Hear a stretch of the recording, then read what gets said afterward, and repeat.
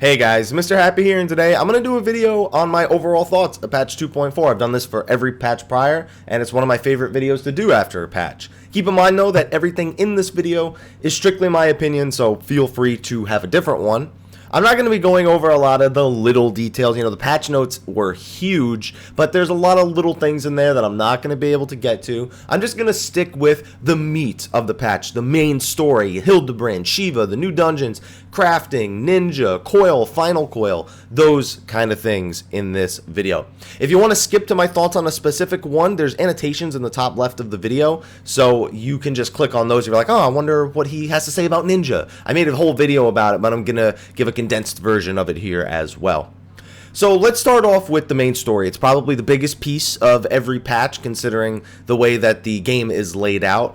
And this main story was one of the better ones. It created a few more loose ends, and I didn't like that. I really want to see some of these ends closed before Heaven's Word and not just have a million questions going into the expansion where I don't feel like we've actually reached an acceptable conclusion for the A Realm Reborn series. But regardless, these quests weren't nearly as tedious as Ramuh's. I mean, they were the sylphs. How could anything be more tedious than doing quests related to the sylphs? There was more content in this actual main story. It was less running around before a primal fight. It was more along the lines of, here's some running around, here's a story-related dungeon, which they did a phenomenal job on. Here's a little bit more running around, here's Shiva, and then here's the end of it. And the dungeon that they implemented for it, I'll talk about it later, but I really like the idea of brand new main story dungeons. I mean, leveling up, it's a little bit annoying if you're a newer player, not being able to access those dungeons, or, well, one way or the other. You're either not able to access the dungeons because you don't want to do the main story, or you want to do the main story and enjoy it yourself, but now you're forced to play with other people. But I always see that as a strength, that they're utilizing the duty finder in the dungeons to progress the story, as long as the dungeon feels like it has some weight on your decision. Some of the earlier dungeons in the main story definitely didn't have that feel, but Snowcloak, you felt while you were in there like you were actually doing something that was related to the story, and I really like that. Shiva hard mode, nothing too special to talk about. Some interesting mechanics for a hard mode, but shouldn't take groups too long to figure it out. And that's pretty much what the hard modes are. You know, really experienced groups might be able to go in and just win in one try, and groups that are sorted through the duty finder, you're kind of 50-50. You might wipe a few times, but you should get it in the end. So those are my thoughts on the main story. Also, what they're talking about in the main story. While there might be more open ends, I am curious still. Like when it ended, I was like, oh crap, what's going to happen in patch 2.5? And to me, that's something a story should do. I mean, and it's not just because there's a million loose ends. I'm trying to figure out which loose end is going to be taken up in the next patch. And of course, they have to have the massive cliffhanger at the end, which I'm not going to talk about here. But it was really good, and I enjoyed it. So that's my opinion on the main story. Let's move on to Hildebrand, the other story-related aspect of this patch. Now, these were, again, some of the better Hildebrand quests. Hildebrand quests have never been all that long. They've mostly been about enjoying the cutscenes and the dialogue. You know, they're not so much about super long, strung-out missions to save the world. But this one had decent humor. It was quick and easy to do. Wasn't too tedious at all. And it ended with one of the best fights of all time. I mean, it has Ultros and Typhon, which I like calling Typhoon, or I could just call him Chupon if I want to avoid any problems. But I like calling him Typhoon because of, well, what his abilities are. That's what I like calling him. So the fight was really good. It was actually harder than I expected it to be, just based on the way Gilgamesh went. Basically, Gilgamesh's thing was he turns you into a chicken and you run around in a circle, whereas, you know, Ultros and Typhon, it was really easy to wipe on that fight. If you had 4 DPS that were completely unsure what to do, figuring it out for the first time was actually an ordeal for a lot of groups. But it was a fun fight. It has the best music from Final Fantasy VI, in my opinion. I know some people are going to be like, you should probably check one of the other songs that's on that track, but I love the boss theme for Final Fantasy VI. So, and it even drops an Ultros minion. I'm glad that they finally noticed. It's like, all right, listen. People won't do this again if we just don't include something. So an Ultros minion is something Final Fantasy fans will go crazy over. We'll throw that in there as well, make people want to do it even more.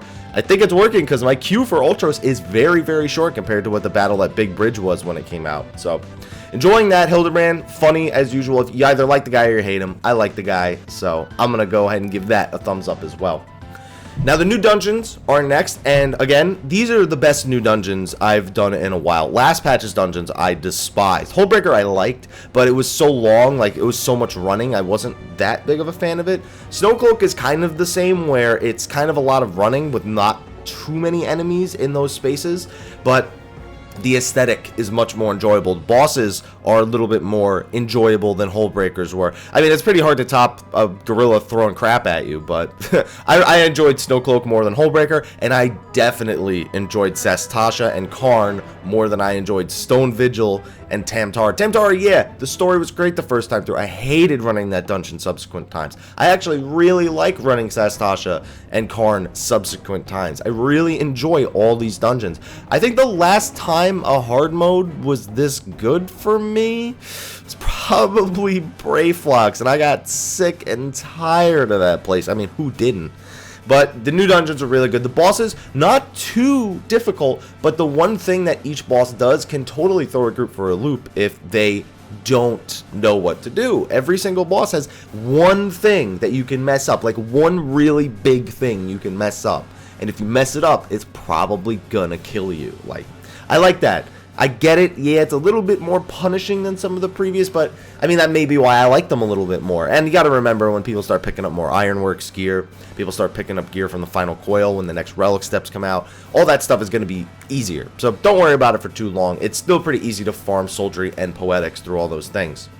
So one thing I'm going to take a quick second out of, and done with the dungeons, I'm going to talk about crafting. Yeah, you guys know I don't like do any crafting videos on my YouTube channel. It's not something that I'm particularly interested in. It's a huge gill sink and time sink, but I mean, you got to spend money to make money. So I've been seeing crafters saying they really, really enjoy this patch in particular. I mean, crafters tend to enjoy the even-numbered patches better when the new item level gear comes out, but I remember when the accessories came out, crafters were doing pretty good as well. It's just that right now with the new 4-star recipes on the left side, they're doing really, really well. And I've met a lot of crafters on my new servers, so I just wanted to do a shout out to crafting real quick. If you haven't been doing it, if you haven't been giving it a shot, you know, do your Ixal dailies, start working on it, because you might want to, it might not matter so much at this point with 3.0 coming around, with more levels coming up, you may want to wait till then, but I mean, there's good money in it, and it's definitely more of a blooming market than I've seen it in the past. Even 2.2, I don't remember crafters doing this well in the market. So definitely check out crafting and check out all of them, and mining too, you might as well. Just a quick shout out to that aspect of the game that I seem to always ignore. Back to the battle content, which is more of the thing that I do. Shiva, new primal fight. I can't not mention Shiva, and to be honest, one of the easier ones, in my opinion. It seemed like there's a theme for this patch with all of the bosses, where there's sort of random aspects of it that are completely counterable. I mean, that's what players have been asking for. A lot of players have been asking for more randomness. Not 100% random bosses, but more randomness. But Shiva has that. Shiva has that, okay, I need to watch her, and I need to react within the next few seconds, or people are likely gonna die. She has that aspect with her Shiva's arms technique, where she has her bow and her sword and her staff, and then she has her standard unarmed, and then even among those things are semi-random mechanics. You know, you have the bow ability, you know, you have avalanche, you know, it targets a random person, they need to be able to react and get in the right spot. You have the actual changing of the weapons so that you know where to stand during the icicles. You have the icicles, the pattern's never the same every time when it's doing its clockwork version of it, where you have to get out of the center. I think it's good. I think it's an overall good fight. It's difficult, but it's not too difficult to the point where Party Finder groups are going to have a hard time with it. Ramuh was a nightmare in the Party Finder from what I could tell. I think Shiva will definitely be a lot more successful, similar to Leviathan. Leviathan was very, very popular in the Party Finder. So I think Shiva in another week or two will definitely be on that level of popularity. Moving on, I want to talk about Ninja real quick. I made a dedicated video for Ninja with a quick opening rotation that I've been using in turn 13. I've since looked at it and seen that it's not 100% optimal. I've actually noticed where it's not 100% optimal. I noticed some things I have to do differently in turn 13 that I've been doing everywhere else that are less effective. So I'm working on that, and I'm going to be sure to be doing a lot more research on that before I release a guide. But the job itself I really, really enjoy. It's very very low technical, you know, for your actual rogue combos. You know, you don't have to worry about what flank you're on, what side you're on. You just do damage. It's something that I'm sure a lot of players are definitely going to be drawn to, and a lot of players who've been enjoying Monk and Dragoon may not enjoy as much. You know, you're used to having these positional requirements, and it's almost angering to play a job that has it so easy. I mean, you could say the same thing if you went and played Black Mage or Summoner or anything like that, but to play another melee job that has so few positionals, in the answer being one positional trick attack, because you're never going to use sneak attack, it can be pretty infuriating. But it makes the job more about focusing on your cooldowns, your abilities, you know, your mug, your jugulates. You have to worry about your ninjutsu. What time is it left? What time is left on trick attack? Do I Raiton here? Should I use Kasatsu here? And should I save my ninjutsu for the next thing? It becomes a lot more about managing your ninjutsu than it does about managing everything else. And it can be a little bit annoying trying to keep your dots up at the same time while moving from the boss. These are probably things that all melees have had to deal with, and since I've been a bard my entire time, I'm just now noticing them. But I don't know, I really think the job is fun to play. I think it's very simple, but at the same time, if you mess it up, you will mess it up bad. If you get the rabbit medium, you're done. That's it. That's it. You're done. Don't even press R, because you don't want everybody else knowing you messed up. Actually, that's a bad idea, because if you don't press R, then it takes 5 extra seconds for your ninjutsu to go on cooldown. So you just press R and let people laugh at you, I guess. Overall, fun job. I'm looking forward to playing it. Mine is item level 112 right now, so I'm looking to try and get it up there a little bit higher. And finally, I want to talk about Coil. Not just Final Coil. I want to talk about Coil, because they won't let it go. They will not let first and second Coil go. Like, at this point, I'm like, all right, Final Coil is out. First Coil is mostly irrelevant, I imagine, and people are gonna start doing second Coil. They were like, no. Here's what we're gonna do. We're gonna keep you in first Coil by adding the materials to the 4-star recipes that we're adding this patch. We're putting them in the first Coil. All of a sudden, after all this time, now these machines now have leathers and silks on them. Why did we never notice this before? We could have been making bank. But it keeps it relevant, and it's actually pretty easy to get groups going in turns 1, 2, and 4. Mostly 4, because it's the fastest one. But I like it. I like the keeping of its relevancy, because, I mean, that's just more stuff for people to do. If you can keep stuff relevant and keep people doing things, good on you, because it's not easy to keep people doing old content, and Final Fantasy XIV is definitely striving to keep everything from patch 2.0 to 2.4 relevant. That in itself is a struggle I've never seen an MMO go out of their way to do. And then we have the Final Coil. For those of you wondering, I am on turn 13 right now with my free company, Death and Taxes. So, what are my thoughts on it? I'm not going to do like a guide or anything here. I am going to be doing my guide soon, though. A lot more random. But at the same time, it's very counterable. It is a lot more, I mean, I guess you could say that about anything. It's always been about being able to see a mechanic and react to it. But if I think back to first Coil, you had what? Caduceus, you had to step off the platform if it was glowing under you, because nobody spawned slimes except like the first week it came out. For turn 2 without the enrage tactic, because come on, like really, it was just about dodging the laser beam. That was about the only thing people had to worry about dodging, and repelling cannons and tank swaps back in those days. Turn 4 was all about being able to push the DPS check and the gear check and make sure your tanks could pick up aggro, your healers didn't die to pulling too much aggro. And then turn 5 was just, well, here's 5 completely different bosses put into one boss, and we're going to do them all in order. So, it was less about reacting to random mechanics and more about following a set pattern. Second Coil tried a little bit to deviate from that. You had, you had the honeys going on random people. You had the devours going on random people. You had the somewhat random vines that would pop up on different people, as well as the traps, the things, I can't even remember what they're called, the dark matter bulbs that create the little vine traps. I can't remember what they're called anymore. Turn 7, you had to worry about people voicing each other, and that was some semi-random, you know, 1 tank, 1 healer, 1 DPS. You had to worry about positioning it.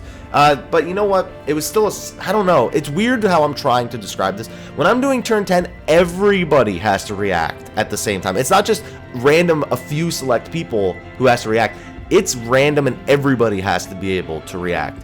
And I know, considering how quickly the Final Coil has gone down, some people may be surprised and may consider it less difficult. I think it's just way more of a skill check than it is a gear check at this point. I think they were really going for that. I think they meant for 12 and 13 to be skill and gear checks, and that just didn't pan out for them. but I'm still really enjoying the final coil of Bahamut. You know, I don't think that it's any easier than the other ones. I think at this point, as a player base, we've just gotten better. I really think that's more of what it is, that these fights are well designed. I think just that us as players have overall gotten better. We've gotten more receptive to certain mechanics, to noticing certain things, to figuring out patterns. And I think it's a testament to the average skill level of the players in the game that these fights, that, you know, if let's be honest, if turn 10 had come out as turn 1, people would have died terribly over and over and over again, because A Realm Reborn had just come out. People were still figuring things out. But now things have been very balanced, very steady, and everything's coming together. People can play their roles more effectively, and it's making these fights a lot easier to overcome in a quicker period of time. I'm still very surprised turn 13 was taken down in a single week. The gear check on that is ridiculous. You gotta understand, Lucrezia just put out their video before I recorded this, and I've been on turn 13 myself. You have to go above and beyond. You cannot simply just be like, oh, I'm on turn 13, I'm gonna just play my role and that's it. No. You gotta go above and beyond. Healers gotta be able to DPS. Tanks gotta be able to put out big numbers. People have to be 100% responsible for everything. On top of that, you probably want full crafted gear. You want full left side pentamelted crafted gear, at least until next week when everybody starts getting their item level 130 weapons, because they've been beating 11 and 12 every week. You're gonna want bit accessories. Like, you simply just cannot get away with the bare minimum and this gear. And I think it's definitely impressive that even with going above and beyond, these players are barely winning. It is enrage hitting. It is so close.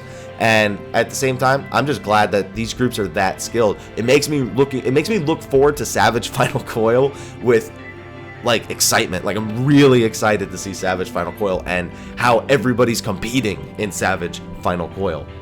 And those are my thoughts. I mean, I'm not going to do any spoilers, but I'm going to tell you right now, when my lore video comes out for the Final Coil Bahamut, you guys are going to be blown away what is going on in that place. It is finally a culmination of everything that we have been waiting for answers for. There are finally some loose ends closed, like I was just talking about the main story. I'm very happy with the Final Coil. I'm very happy with this patch overall, and I'm very happy that there's only about a month and 12 days until we get the next fan festival in Japan, and we can geek out over the new gun job that they're going to be teasing there, and whatever the hell else they have to show us. Maybe new primals, maybe some more areas. Who knows? I'm just really excited, guys. That's why they call me Mr. Happy. Well, that's not the reason, but that's a story for another time.